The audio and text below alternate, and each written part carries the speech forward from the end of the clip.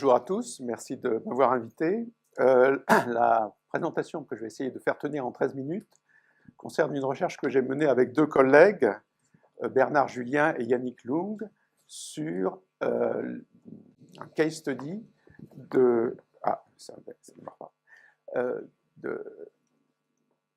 Un cas d'automobile de stratégie d'innovation pour l'Inde qui a été mené dans le cadre de l'Alliance. À l'origine de ce projet, je dirais, il y a un constat classique. C'est que les pays émergents sont des pays à très forte croissance, donc je dirais les grandes firmes occidentales veulent attaquer ces marchés en très forte croissance. L'Inde est particulièrement emblématique de cette croissance. Les 10 dernières années, le marché automobile en Inde a à peu près été doublé, et on prévoit encore un doublement lié, je dirais, à la croissance de la classe moyenne en Inde. Et donc, c'est un marché très attractif pour les constructeurs mondiaux. La question qui se pose, c'est comment attaquer ces marchés émergents. Et face à cette question, il y a deux approches traditionnelles. La première approche traditionnelle, c'est, je dirais, de recycler des produits qui ont été conçus pour les pays matures et on fait une variante pour les pays émergents. Et Renault fait ça depuis un moment, et vous voyez ici la gamme existante de Renault au début de ce projet. Le seul problème, c'est que c'est une stratégie qui ne marche pas très bien, parce que c'est une stratégie qui est à côté des vrais besoins du marché, des vrais usages automobiles. Vous voyez ici que le gros du marché, c'est ce qu'on appelle en Inde les 4x4, ce qui sont les voitures de moins de 4 mètres et de moins de 4 lakhs. Un lakh, c'est 100 000 roupies. Donc, en fait, cette stratégie de dérivation n'est pas une stratégie efficace. La deuxième stratégie tout à fait classique, c'est de s'adresser à la frange la plus riche de ces pays émergents, le premium, et alors voilà la gamme Volkswagen qui est très classique dans cette stratégie-là, et donc d'innover pour les clients les plus riches de ces pays-là. Le seul problème, c'est qu'il faut avoir, quand vous appelez Daimler, Mercedes, ça marche, BMW, ça marche, Renault, ça marche un peu moins bien. Et donc, Renault a choisi une autre stratégie, une troisième stratégie, qui est une stratégie que j'appelle innover à l'envers, parce qu'elle prend à rebours ces deux stratégies classiques. Premièrement, il s'agit de partir du bas, donc de faire un produit qui attaque le gros du marché indien, donc les 4x4, les fameux 4x4. Deuxièmement, donc on part, c'est une stratégie qui a déjà été initiée par Renault avec la Logan.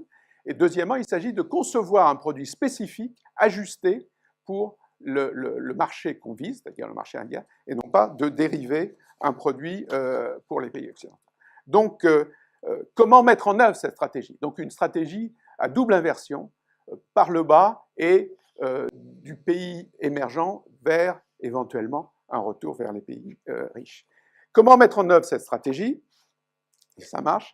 À ce moment-là, ça veut dire qu'il faut faire une démarche de design to cost, c'est-à-dire de partir de la contrainte de prix du marché, et donc ça veut dire, en l'occurrence, d'indexer le prix de la future voiture sur les 4x4, et en particulier le premier concurrent qui est l'Alto de Suzuki. Ça veut dire une contrainte de prix de vente autour de 3 500 €.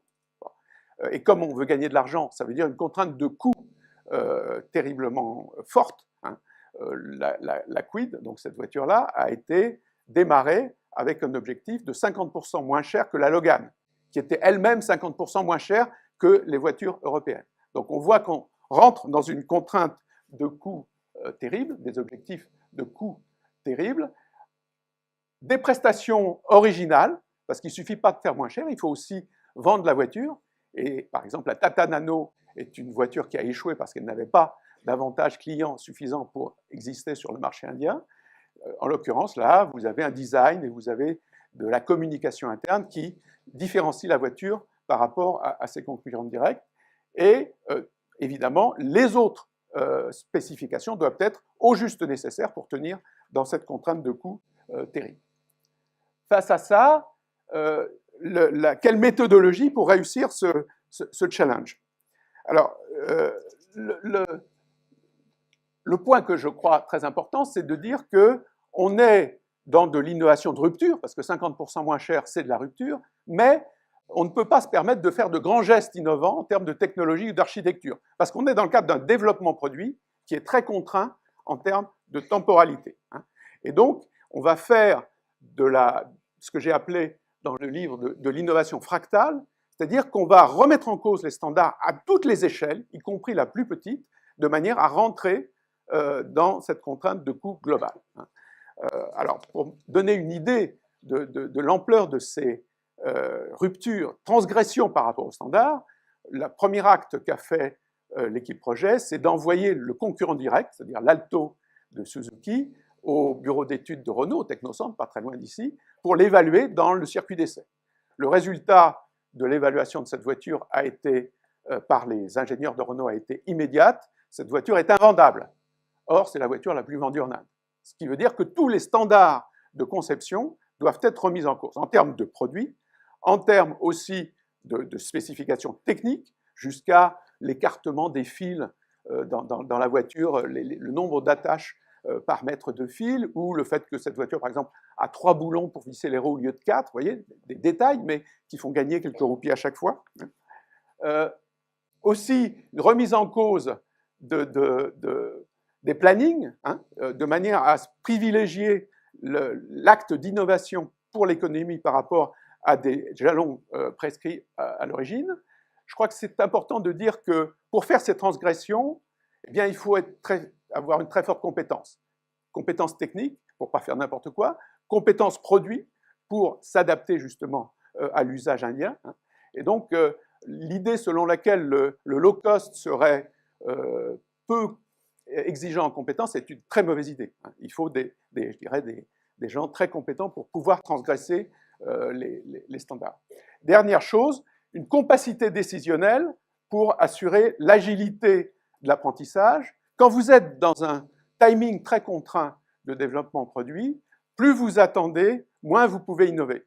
Parce que, je dirais, les scénarios doivent être validés, et si vous ne validez pas ça, eh bien, c'est la solution standard que vous êtes obligé d'appliquer. Donc, je dirais, pour réussir à explorer tout un tas de solutions, il faut avoir, je dirais, un rythme d'apprentissage et de décision tout à fait important. Quelles sont les conditions organisationnelles pour assurer cette méthodologie de l'innovation fractale?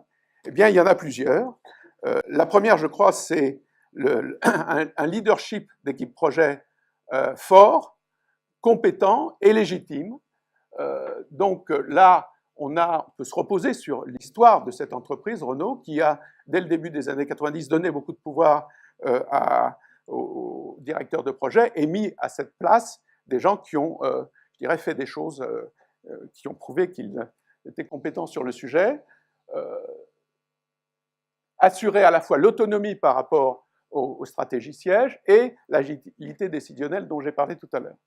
Deuxième condition, une condition aussi classique en management de projet, qui est l'idée de plateau, de faire de la colocalisation de manière à ce que tous les métiers puissent échanger ensemble de manière à trouver le bon compromis qui va permettre de trouver ces fameuses économies difficiles à trouver.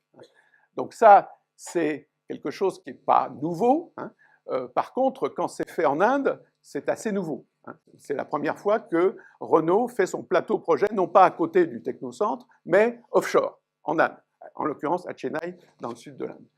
Deuxième effet qui se coule, si on veut, du plateau offshore, c'est le fait non seulement de privilégier la collaboration entre les différents métiers pour trouver l'optimum projet, mais aussi d'ouvrir ce projet sur l'environnement local. Et quand je dis ouvrir ce projet sur l'environnement local, c'est à la fois comprendre ce que c'est que l'usage de la voiture en Inde. Je ne sais pas si certains d'entre vous ont été en Inde, mais la circulation en Inde, c'est pire, y compris que les jours de grève en France. C'est assez terrible. Donc il y a des spécificités d'usage, par exemple le klaxon, par exemple le fait que les rétroviseurs, ça ne sert pas à grand-chose, le fait que l'embrayage, je dirais, il faut un embrayage bien plus fort que l'embrayage, compte tenu de la manière de conduire des Indiens, il faut un embrayage beaucoup plus résistant qu'en Europe. Voilà. Pareil, l'usine, l'équipe projet s'est inspirée de solutions d'industriels indiens pour leurs usines. Vous voyez ici l'usine de mécanique qui fait le nouveau moteur et la nouvelle boîte de vitesse. C'est une usine sans mur, ouverte sur la campagne. Vous pouvez imaginer que les standards d'ingénierie à la fois de Renault et de Nissan, ils ne ressemblent pas à ça. Donc il a fallu lutter pour imposer, je dirais, une formule qui est une formule indienne contre les cahiers des charges industriels des maisons mères à la fois Renault et Nissan. Ça permet d'avoir de la ventilation, il fait 50, à l'ombre il n'y a pas d'ombre, et donc ça permet d'avoir une solution de ventilation à la fois économique et beaucoup plus efficace que ce qu'on peut avoir dans les usines fermées. Aussi, la vente, le métier commercial en Inde, c'est pas pareil que le métier commercial en Europe. Vous voyez ici un achat qui est un événement social, donc il faut que la voiture puisse s'insérer dans un acte, je dirais, socialisé, hein, et d'où l'importance, par exemple, du design, qui permet de montrer à son environnement qu'on a franchi une étape dans sa vie. Dernier point, les partenariats. Vous avez 97% des partenaires sous-traitants qui sont localisés autour, mais ce qui est le plus important, c'est que dans ces 97%, il y en a 60% qui sont des, entre guillemets, des vrais Indiens, c'est-à-dire des industriels à capitalistes indiens, et pas des filiales de multinationales établies en Inde. Donc finalement, ça veut dire que ce projet a fait un peu l'inverse de ce qu'on appelait dans les années 90, pour ceux qui se souviennent de ça, les transplants. Donc c'est des solutions tout à fait locales, adaptées au local. On imagine que ce genre d'action-là, ça a créé beaucoup de tensions dans les groupes, que ce soit avec Renault ou avec Nissan. Donc il y a des conditions organisationnelles pour assurer que cette équipe projet puisse, je dirais, cohabiter dans les grands groupes. Alors j'ai mis là trois conditions, à mon avis, importantes. D'abord, un sponsoring fort de la direction générale, et ce projet a été appuyé du début à la fin par Carlos Ghosn. Sans ça, il aurait été arrêté. Deuxièmement, le fait que le plateau offshore, même s'il était très loin, c'était pas une start-up. Hein, c'était grâce au réseau personnel des ingénieurs qui étaient là-bas, des expatriés qui étaient là-bas, ils pouvaient faire appel à leurs collègues lorsqu'il y avait des ressources qui manquaient localement, et évidemment il y en avait. Et troisièmement, il faut noter que ce projet a réussi, en particulier chez Renault, parce qu'il y avait une culture de l'apprentissage de ce type de projet qui avait déjà été faite grâce au projet Logan. Alors, au résultat, qu'est-ce qui s'est passé à la fin de l'histoire? Bon, ils ont réussi leur challenge de design to cost. Donc, vous voyez là la comparaison. Ici, on a le prix de la Logan, si vous voulez, la référence. Ici, la Kwid, on est à 50%. Vous voyez l'importance des achats, hein, donc c'est-à-dire le travail avec la collaboration avec les fournisseurs locaux. Hein. Vous avez ici la décomposition, pour ceux qui s'intéressent un peu plus à la technique, des périmètres sur lesquels on a gagné. Hein. Le point, je dirais, encore plus important que ça, c'est la réussite commerciale, c'est-à-dire qu'aujourd'hui, la Kwid et sa petite sœur Nissan, ici, s'est affirmée comme le vrai challenger de la Suzuki Alto, hein, qui était le benchmark et la voiture qui était attaquée. Donc, success story. Hein. Success story, et je dirais, au-delà du success story du projet lui-même, le fait que ce projet, ce n'est pas la fin de l'histoire, c'est le début d'une histoire. Hein. De même que Logan a été le début d'une histoire qui a emmené la gamme Entry bien au-delà de la Roumanie initiale, eh bien déjà, le projet Kwid, je dirais, est en train d'exploser à l'international. Elle va bientôt être commercialisée, si elle n'est pas déjà commercialisée au Brésil, et il y a déjà un dérivé Kwid électrique qui est en cours d'étude pour la Chine. Voilà, j'ai atteint mes 13 minutes.